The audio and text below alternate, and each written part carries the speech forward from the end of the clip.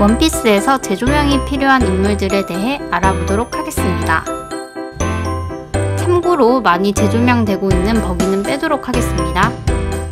첫 번째는 롱링롱 랜드 편에 나오는 느릿느릿 열매의 능력자 폭시입니다. 이 캐릭터가 재조명이 필요한 이유는 스토리에서 데이백 파이트라는 해적관 동료를 빼앗는 게임을 제시하고 다닙니다. 폭시가 게임하는 것을 보면 굉장히 잔머리가 뛰어나고 교활적인데 별로 강해 보이지 않는 개그 캐릭터로 나옵니다. 하지만 이 느릿느릿 열매가 알고 보면 사기급이라는 것이죠. 어떤 움직이는 것을 30초 동안 느리게 만들 수 있는 능력으로 자연계 능력자나 예를 들면 키자루 같은 엄청난 속도를 가지고 있는 능력자들을 포함해 적에게 쓰면 전투적으로나 보조적으로나 굉장히 귀찮을 수 있는 능력입니다. 제대로 활용하면 더 큰 해적이 될 수 있지 않을까 싶습니다. 두 번째는 미스터 3 겔디노입니다. 겔디노는 착착 열매 능력자로 밀랍을 생성할 수 있으며 이 밀랍은 강철보다 단단하다고 합니다.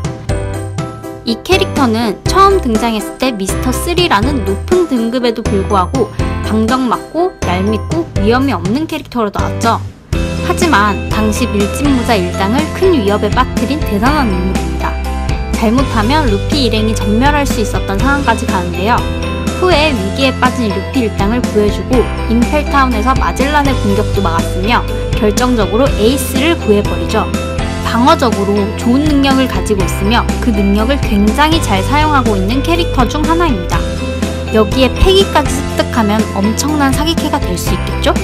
세 번째는 최강의 자연계 능력자지만 스모레기로 악평받고 있는 스모커입니다. 말하는 거나 달려드는 패기와는 다르게 항상 맞고 다니는 불쌍한 캐릭터죠. 하지만 알고 보면 그는 맞고 다닐 수밖에 없었습니다. 상대한 인물이 로우, 베르고, 에이스, 심지어는 도플라밍고까지. 이 정도면 의도한 것이 아닌가 싶을 정도로 너무나 강한 상대만 만났죠. 좋은 능력을 활용하지 못하고 연기 주먹만 고집하는 전투 방식이 문제가 있지만 자연계는 자연계.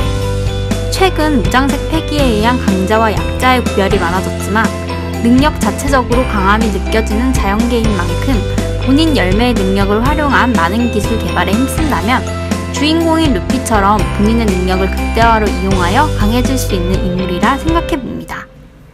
네 번째는 늠름 열매의 능력을 가진 카리브입니다. 자연계 능력 소유자로 밀짚모자 일당을 처지하려고 했지만 혼자 써니우에 올라 잡혀있던 허당 악당으로 나왔죠. 시라오시를 납치하다 당하는 모자란 악당으로 나왔지만 사실 늠름 열매 또한 굉장한 능력입니다. 신체 변형으로 물리적인 능력이 통하지 않으며 질식뿐 아니라 산채로 운반이 가능합니다. 어떻게 보면 어둠 열매와 비슷한 느낌으로 충분히 위협적으로 사용할 수 있을 것 같습니다. 후에 사왕 카이도 백수 해적단의 산하 해적단 선장인 스카치를 삼키며 대망신을 주었고 무기 공장을 삼켜 노동자들을 해방시키는 역할까지 했죠. 모자랐지만 다시 한번 돌아볼 수 있는 캐릭터입니다. 마지막으로는 드레스로자 편의 최강 귀요미 만실리 공주입니다. 톤타타족의 만실리 공주는 치유치유 열매 능력을 가지고 있습니다. 분량이 얼마 없어 큰 주목을 받지는 못했지만 초파가 쓸모 없어질 수도 있었던 사기급 열매였습니다.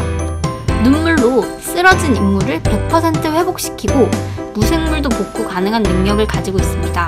그 때문에 당시 만실리 공주가 루피의 동료가 되는 것이 아니냐는 말들이 있었지만 결국 산하의 적단이 되었죠.